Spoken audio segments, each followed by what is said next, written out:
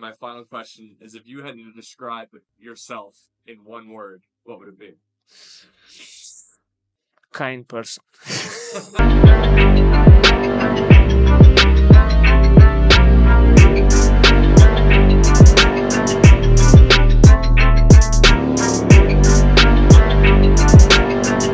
Knockouts, 0 losses. Let that sink in for a moment. This isn't just a record, it's a warning. A warning to anyone brave enough to step into the ring with Artur Beterbiev. A man who doesn't just win fights, he ends them. Brutally, decisively, every single time. But here's the thing. Artur Beterbiev isn't your typical knockout artist. Sure, he hits like a sledgehammer, but that's only part of the story. Beneath the thunderous punches and the blood-soaked gloves lies a fighter so calculated, so precise, it's almost frightening. He doesn't swing wildly or hope for a lucky shot. No, every punch he throws is like a chess move, measured, deliberate, and devastating. What drives a man to such levels of dominance? Is it pure talent, a childhood forged in adversity, or something even deeper? And how does a fighter who looks so methodical still leave a trail of destruction that no one seems able to stop? In this video, we're not just going to talk about Beterbiev's knockouts. We're going to uncover the why behind them, from the rugged landscapes of Dagestan where his resilience was born, to the scientific precision of his training that makes every punch count. We're peeling back the layers of a man who's more than a boxer. He's a phenomenon. But fair warning, this story is more complex, more emotional, and more incredible than you might think. So buckle up, because what we're about to reveal might just change the way you see boxing's most feared knockout artist. Who is Artur Beterbiev, and how has he managed to achieve unbelievable knockout ratio in an era of elite competition? Stick around, because the answers might just blow your mind. To understand Artur Beterbiev, you have to go back to where it all began. Beterbiev grew up in the shadow of the Chechen-Russian wars. Life wasn't easy. It wasn't even fair. Violence wasn't something you saw on TV. It was a part of everyday life. And for a young boy, survival meant toughness wasn't optional. It was a necessity. But even in this harsh environment, there was something different about Artur. He wasn't just another street kid with a chip on his shoulder. He was determined, stubborn, even relentless. Fighting wasn't a sport for him, it was instinct. He said it himself. I was a troubled kid. If something didn't go my way, I'd fight. In the streets, at school, anywhere. It wasn't long before that raw, untamed aggression caught the attention of his brothers. Older, wiser, and determined to channel Artur's energy into something productive, they brought him to a gym, boxing, wrestling, anything to keep him out of trouble. At first, Artur resisted. He wasn't interested in rules or discipline, but something changed. Maybe it was the challenge. Maybe it was the realization that here in the ring, his aggression could have purpose. Whatever it was, Artur found his place. And once he did, there was no stopping him. But don't think for a second that this was some smooth journey to success. Artur wasn't the golden child who always got it right. He was kicked out of gyms more than once for being too wild, too difficult to handle. Yet every time he came back. Why? Because even as a kid, he understood something most of us take a lifetime to learn. The only way out was through. What's even more remarkable is how this chaotic start shaped him into the calculated fighter we know today. In Dagestan, wrestling was king, and Artur absorbed its principles like second nature: balance, leverage, strength. These weren't just lessons. They became the foundation of his unique boxing style. It was in these moments, in the rugged gyms of Dagestan, that the seeds of greatness were planted. A boy with a troubled past, an unbreakable will, and a chip on his shoulder began to transform into a man destined to dominate. But here's the question. How does a kid from a war-torn region with all the odds stacked against him go on to become one of the most feared fighters on the planet? Artur Beterbiev didn't just enter boxing, he stormed into it.